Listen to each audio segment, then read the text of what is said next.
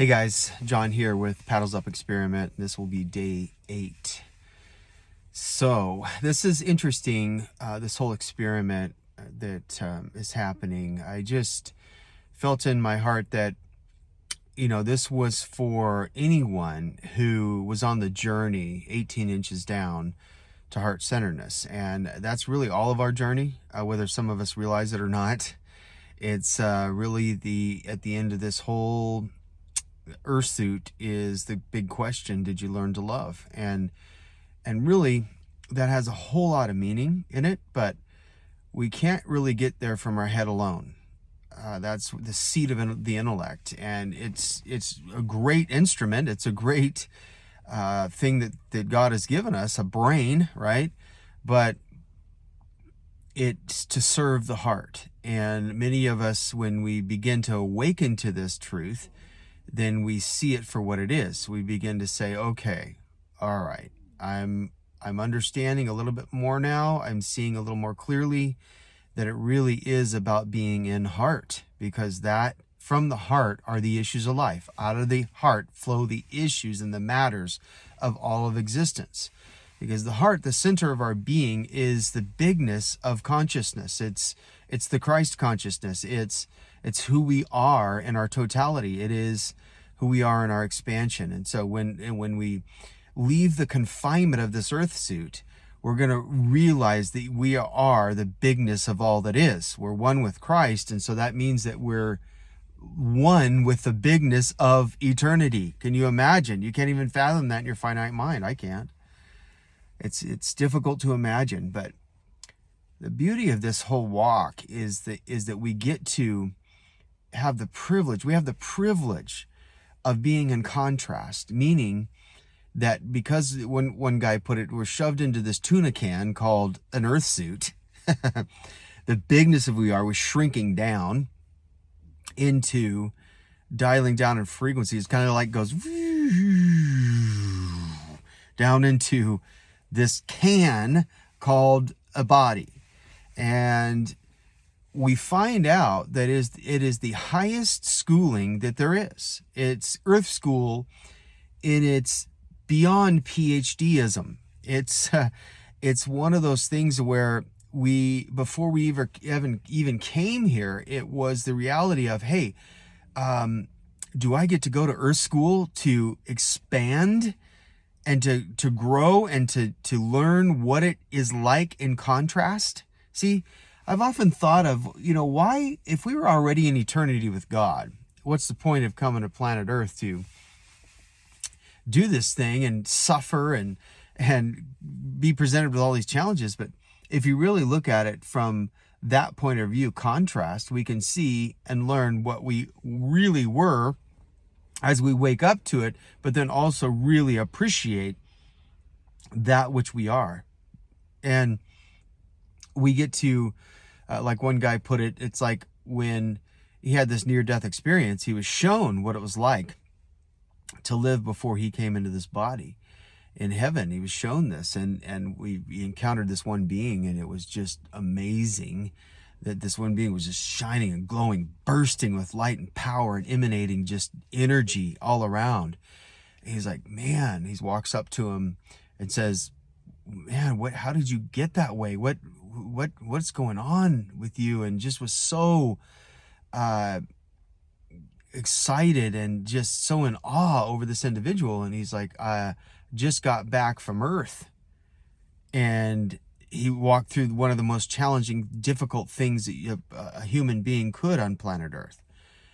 But it expanded the being of who he was. It brightened the light and expanded the all that is of who he was in love. And it caused this love to burst forth and this bright light to burst forth out of his being. Whereas he didn't have that. Like if you saw them both together, it was like a dimmer light bulb. And then this one was just blasting with light. However that works, guys, I don't know. Which is my message today. I don't know. And, it's interesting when we hear these things, our intellect or our ego embedded in fear wants to say, I don't believe that. I just don't believe what you just said, John. I don't believe it. I don't believe it. I just don't believe that that's possible. I don't know why, we would be here saying, the devil is a big bad boy and he's the one that's causing all the suffering. Well, first of all, he's not omnipresent and he's not omniscient. So always keep that in mind. We sometimes in different sects, sects, of religion or denominational flavors, we have this concept or this idea of, the devil is winning, or there's a devil and there's more angels, fallen angels, than there is heavenly angels, right? And so sometimes it's one of those things to where, we it's like this war that's going on. We think that there's this big bad war happening, and really most of that war is between our ears and the trying to hold us back, the ego trying to hold us back from dropping down 18 inches and living from the heart-centered space. Now, I'm not denying that there's not dark entities or dark energy. I've said that often, but most of the time, my friends, it's about this journey 18 inches down. It's about this heart-centered journey and moving out of and healing the ego to where we aren't blasting through life trying to get our own way all the time, because that's not life. Life is not getting our own way. Life is not real life. Real genuine life is not getting our own way. It's not getting what we want all the time. Real genuine life is expanding and learning to love. Awakening to love, waking up out of ego into love, so that love expands us, so that when we make that journey into the next realm, when it's that time to drop our earth suit, then we're like, okay, that's what that challenging tuna can life was about. Me stuffed into that earth suit, that tuna can, if you will, and I was learning to expand and learning to love. That's what the journey's all about, in my view. So let's go back to this concept of I don't know. 3 greatest words we could ever utter in honesty and in authenticity to allow us to move the distance 18 inches down and away from ego's control. When I say, or anyone says, I don't know in a genuine way, it's very attractive to those that understand this very concept, to those that are awakened to the reality of heart-centeredness. Let me explain this a little bit. I was shown the other day when this message kind of dropped into my heart, just share about I don't know. Imagine a bunch of guys in a car, and they're in their 20s or 30s, let's just say, for example, and they're in this vehicle, and their vehicle breaks down on the side of the highway or the road. None of them are, quote, mechanics, or maybe a little bit mechanically inclined, Bob, Bill, and Joe, a little bit mechanically inclined, but the rest are just like, hey, I don't have a clue. I've never picked up a wrench in my life. I don't understand. Yeah, I don't get it. So Billy Bob is driving the vehicle. It's funny, isn't it? When somebody drives, it's almost like they're the, quote, leader of the whole deal when something bad goes happen or breaks down, right? It's like that Billy Bob driving the car is the leader. So they look to Billy Bob because it's his car or he's driving the car. And it's really interesting, this idea, but it happens a lot. And so Billy Bob goes, oh man, I don't know what's going on. Let's check it out, guys. So they all pile out. Maybe there's 6 of them in this van or this truck or whatever. And they get out and they go around, they open the hood and they're all staring at it. Figure it out, Bill. Come on. Anybody know what to do here? And they're all standing going, yeah, looking to each other. And then Billy Bob looks at the motor, fiddles around with it a little bit. And then he goes, because he's, quote, the leader, right? He's, quote, the driver, the leader. He says, I don't know, guys. He humbles himself. Okay. Just picture this. I know it's hard to imagine much guys humbling themselves, but he humbles himself enough and he goes, I don't know, guys. I don't know. Boom. What happens energetically, spiritually speaking? What happens is this. When we genuinely say, I don't know, it causes this eruption, this this confusion a little bit, if you will, to ego. Ego's like, uh-oh, I've just been exposed.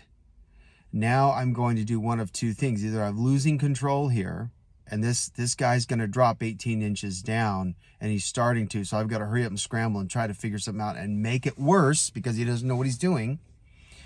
Or what it does, and it does this anyways, when we say I don't know, we begin to open up this energetic realm, this spiritual realm, to where creativity can bubble up out of the heart-centered space. See, because we drop down and we start to meet the revelation that's always waiting for us in heart-centeredness. This is so important. This is so key, guys. Is that we've just disemboweled to a degree, or disempowered ego to the point to where there's an opening. And when that opening comes, the resistance is dropped, and the opening comes, the light of creativity, the light of ideas from another realm, another space begins to bubble up. Not only in Billy Bob, because he said it, but it begins to work in the energy and the spirituality of the individual standing around that vehicle.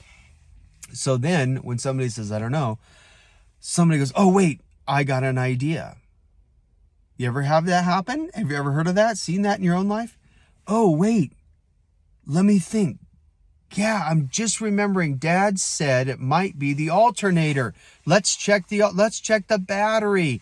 Unhook the battery. Let's just start testing things here. We don't really know what we're doing, but I just had an idea.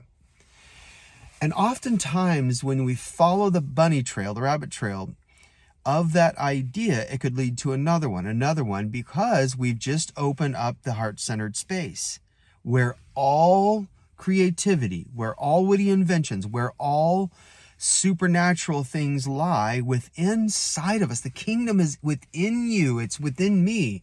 What is the kingdom?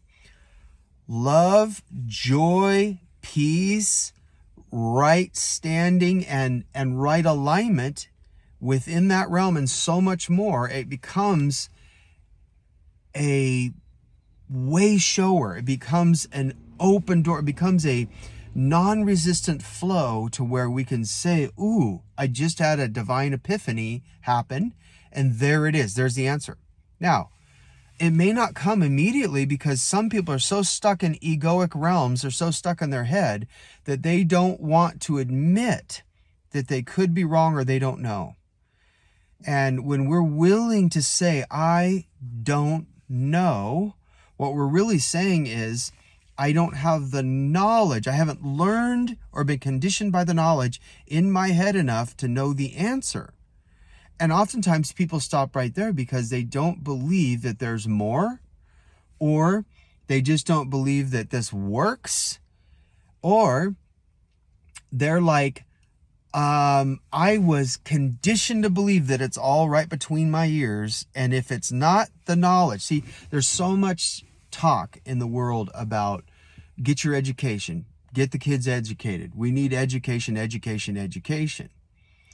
I'm a firm believer that it's just the opposite of that. Now, with one caveat that, look, there is schooling, there's technical schools, there is schooling like to learn certain key elements if you're going to be a brain surgeon or a firefighter or something like that.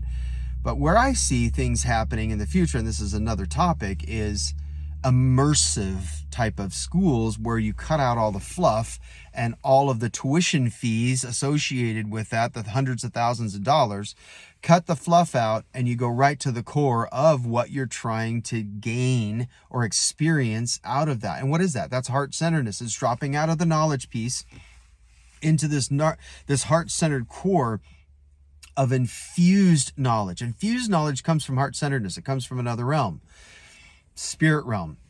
Infused knowledge, you can actually learn something that would take you 4 years and a degree to get in about 4 months in an immersive type of situation. I believe that's on the earth, and it's coming more so. We're going to see it. The days of universities, regular universities teaching all of the stuff that nobody really needs are over. It's just over, you guys. I know that people are trying to still prop them up, but if you want to live in the 4D realm in the hallway, go ascending into 5D realities of spirit, heart-centeredness, then you're going to want to be on the edge of this. So, I don't know. 3 most beautiful words of dropping from the egoic headspace into heart-centeredness, and the answers begin to bubble up and come. So remember, I don't know is not a sign of weakness. It's a sign of strength, big strength, especially for men. If you can learn to say, look, when you really don't know something, just say it. Act on it and wait. Allow the next realm, the other realm, the realm outside of time and space to come in and give you the answer. All right. Thanks for listening. Paddles Up, day 8.